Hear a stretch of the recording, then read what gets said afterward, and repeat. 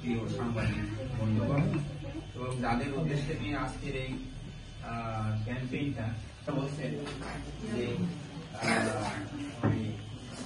আমাদের এটা কি শিক্ষা প্রতিষ্ঠানে যোগাযোগ করছেন, যোগাযোগ করলে অবশ্যই আমাদের যারা এরা হচ্ছে শিক্ষা উপবৃত্তি যায় যেগুলো পাবে আমাদের আমার মনে করে যে এখানে যেগুলো আসে যে শপিং সেন্টারে যারা আসে বিভিন্ন মানে হতদরিদ্র পরিবার থেকে যারা আসে শুধু তাদের জন্য অগ্রাধিকার, এটা আইনেই করা আছে যে শিক্ষা উপবৃত্তিটা এদের জন্য অগ্রাধিকার।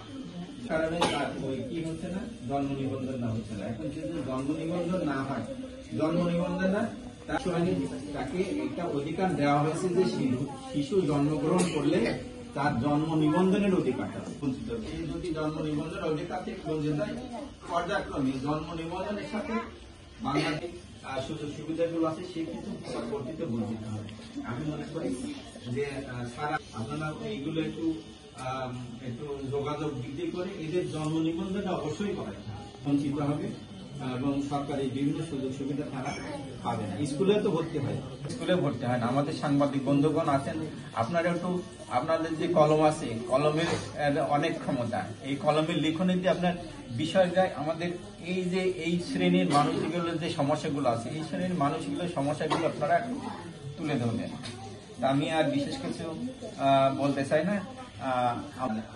ইসলাম ভাইকে আবারও অনুরোধ জানাই, যেগুলো জন্ম নিবন্ধন হয়নি এগুলো অবশ্যই স্যারের কাছে যাব এবং ওই যে হাসিনার যে জন্ম নিবন্ধনের বিষয়ে যে আমাদের 1 2 3 শুরু করো।